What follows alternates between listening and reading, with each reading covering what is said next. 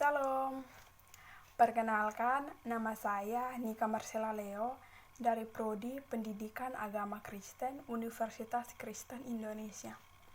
Terlebih dahulu, izinkan saya untuk memaparkan materi hari ini dengan judul Teknologi Informasi dan Komunikasi untuk Pendidikan.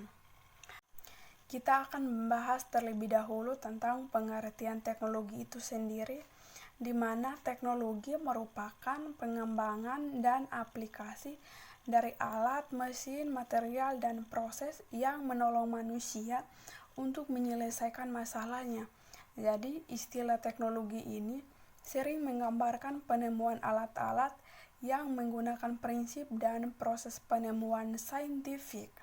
Selanjutnya adalah pengertian informasi, di mana informasi merupakan kumpulan data yang saling terkait dan diproses secara kompleks.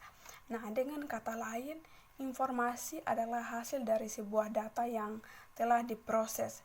Nah, data-data yang tercatat dan saling terkait dikumpulkan, kemudian data-data tersebut akan diolah atau diproses sehingga menghasilkan informasi yang tepat dan akurat. Pengertian selanjutnya adalah pengertian komunikasi. Pengertian komunikasi merupakan suatu proses penyampaian informasi berupa pesan, ide, atau gagasan dari satu pihak kepada pihak lain agar terjadi saling memengaruhi di antara keduanya. Nah, ada juga jenis komunikasi, yaitu komunikasi verbal dan komunikasi non-verbal. Nah, komunikasi verbal ini adalah komunikasi menggunakan kata-kata baik berupa lisan maupun berupa tulisan. Sedangkan komunikasi non-verbal adalah pengganti atau pendukung dari komunikasi verbal. Jadi, contoh dari komunikasi non-verbal adalah gerakan badan yang menunjukkan sikap tertentu, misalnya tersenyum, menggelengkan kepala, atau mengangkat bahu. Kita akan melihat pendapat dari salah satu tokoh yang bernama Erik Deson. Beliau berpendapat bahwa teknologi informasi dan komunikasi adalah kebutuhan manusia di dalam mengambil dan memindahkan, mengelola dan memproses informasi dalam konteks sosial yang menguntungkan diri sendiri dan masyarakat secara keseluruhan. Jadi, menurut si Erik Deson ini, teknologi informasi dan komunikasi ini mencakup dua aspek, yaitu teknologi informasi dan teknologi komunikasi. Nah, teknologi informasi mencakup segala hal yang berkaitan dengan proses penggunaan sebagai alat bantu untuk memproses dan mentransfer data dari perangkat yang satu ke perangkat yang lainnya. Maka teknologi informasi dan komunikasi adalah suatu kesatuan yang tidak terpisahkan, yang mengandung pengertian luas tentang segala kegiatan yang terkait dengan pemrosesan, manipulasi, pengelolaan, dan transfer atau pemindahan informasi antar media. Jadi, pengertian teknologi informasi dan komunikasi, kedua teknologi tersebut merupakan teknologi yang tidak terpisahkan. Artinya, kedua teknologi itu saling berkaitan erat satu sama lain. Pembahasan selanjutnya kita akan masuk di bagian teknologi informasi dan komunikasi dibutuhkan di dalam pendidikan. Nah, banyak hal yang dijadikan alasan mengapa teknologi informasi dan komunikasi sangat dibutuhkan di dalam dunia pendidikan. Nah, yang pertama, karena adanya pengembangan teknologi informasi dan komunikasi yang menjadi jembatan ilmu. Nah, salah satunya adalah peran teknologi informasi dan komunikasi di era globalisasi ini. adalah sebagai media informasi, misalnya internet.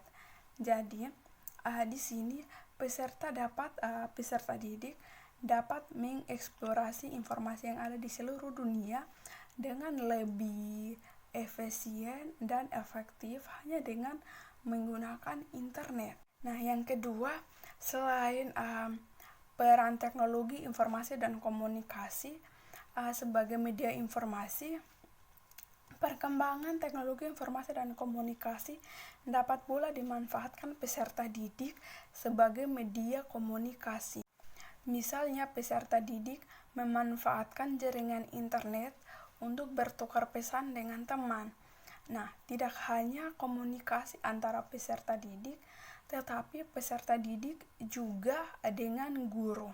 Nah, dengan cara seperti ini, peserta didik akan dengan cepat mendapatkan ide dan pengalaman dari berbagai kalangan.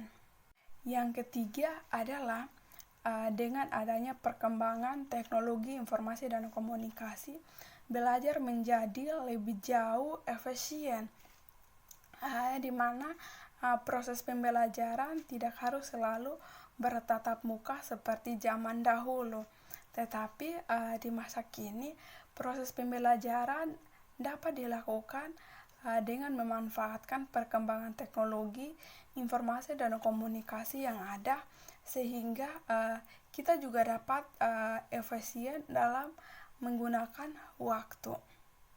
Contohnya seperti masa sekarang yang kita hadapi, di mana kita sekarang belajar yang dulunya harus pergi ke sekolah, pergi ke kampus, tetapi sekarang kebalikannya.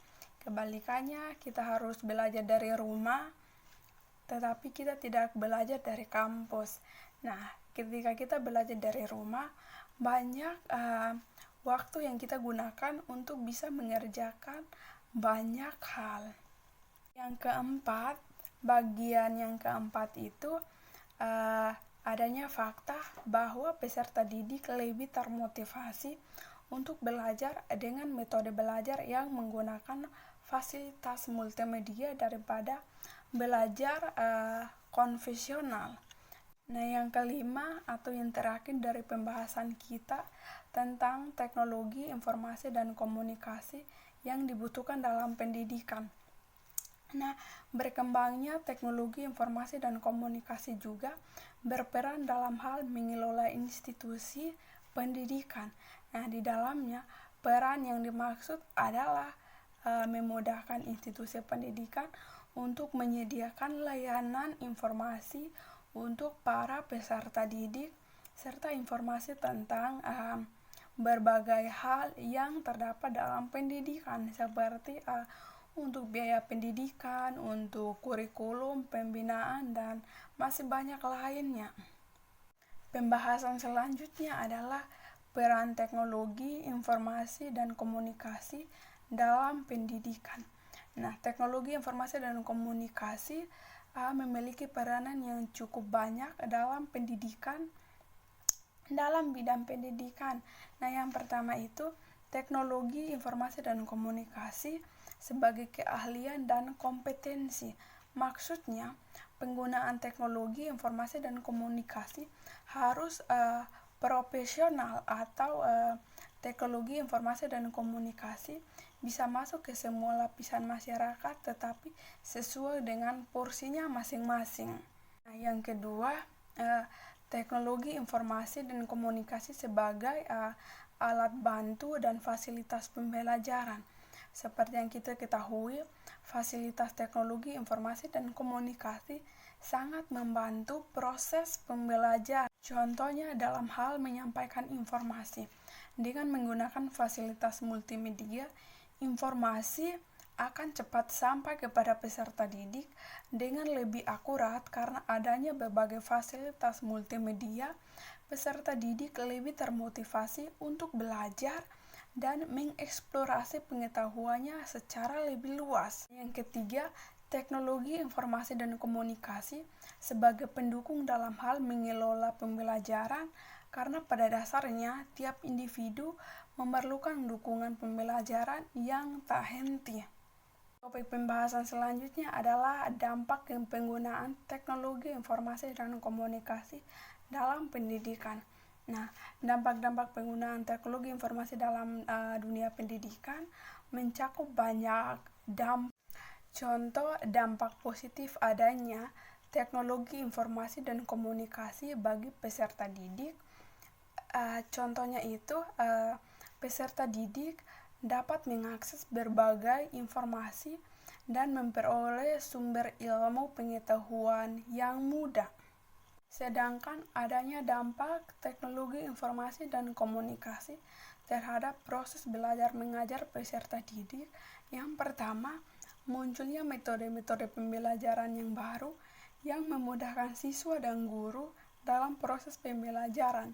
Dalam hal ini, kemajuan teknologi terciptalah metode-metode yang baru yang membuat siswa pun memahami materi-materi yang abstrak, karena materi-materi tersebut dengan bantuan teknologi bisa dibuat abstrak dan dapat dipahami secara mudah oleh para siswa. Yang kedua, sistem pembelajaran tidak harus tatap muka. Seperti yang kita tahu bahwa proses pembelajaran yang kita kenal yaitu adanya pembelajaran yang disampaikan hanya dengan tatap muka langsung. Namun dengan adanya perkembangan teknologi, proses pembelajaran tidak harus mempertemukan siswa dengan guru, tetapi siswa dengan guru bisa menggunakan internet untuk bisa belajar. Adapun dampak negatif penggunaan teknologi informasi dan komunikasi dalam pendidikan. Yang pertama, peserta didik menjadi malas untuk belajar. Dalam hal ini, dengan canggihnya teknologi yang digunakan berupa fitur-fitur yang tersedia mengganggu perkembangan peserta didik dalam menerima pelajaran di sekolah, karena peserta didik lebih suka menikmati fasilitas-fasilitas yang disediakan di komputer. Jadi peserta didik lebih suka bermain game sehingga lupa belajar. Jadi disinilah peran orang tua sangatlah dibutuhkan untuk mengulangi hal tersebut. Nah, orang tua harus mengadakan pengawasan, bimbingan, dan perhatian kepada anak saat belajar. Dampak negatif yang kedua berpotensi mempengaruhi sikap dan perilaku peserta didik. Dalam hal ini, jika peserta didik belajar dan tidak ada pengawasan dari orang tua maupun guru dalam penggunaan teknologi, maka akan mempengaruhi sikap dan perilaku peserta didik. Nah, di antaranya adalah seperti mengucapkan kata-kata yang tidak seharusnya diucapkan, atau dengan tanda kutip bahasa kotor. Dampak negatif yang ketiga adalah prestasi belajar siswa menurun. Biasanya, peserta didik yang sudah kecanduan dengan internet secara berlebihan akan mengganggu aktivitas belajarnya. Percaya atau tidak percaya, waktu yang seharusnya digunakan untuk belajar malah digunakan untuk internet. Dari pembahasan kita hari ini dapat disimpulkan bahwa teknologi informasi dan komunikasi merupakan segala bentuk kegiatan yang terkait dengan proses manipulasi, pengelolaan, dan pemindahan informasi dari pengirim dan penerima. Sedangkan arti teknologi informasi dan komunikasi bagi dunia pendidikan itu sendiri berarti tersedianya saluran dan sarana yang dapat dipakai untuk menyiarkan program pendidikan. Alasannya mengapa teknologi informasi dan komunikasi sangat dibutuhkan di dalam dunia pendidikan. Di antaranya adalah adanya perkembangan teknologi informasi dan komunikasi yang menjadi jembatan ilmu. Nah, dengan adanya perkembangan teknologi informasi dan komunikasi, belajar menjadi jauh lebih efektif. Berkembangnya teknologi informasi dan komunikasi juga berperan dalam hal mengelola institusi pendidikan. Saran saya untuk materi kita hari ini, dalam penggunaan peralatan teknologi informasi dan komunikasi, sebaiknya orang tua harus memberikan waktu penggunaannya kepada anak, tidak pada waktu belajar, dan untuk kita sebagai mahasiswa agar lebih dapat mengatur waktu pada saat menggunakan internet media sosial. Nah, materi kita hari ini cukup sampai di sini.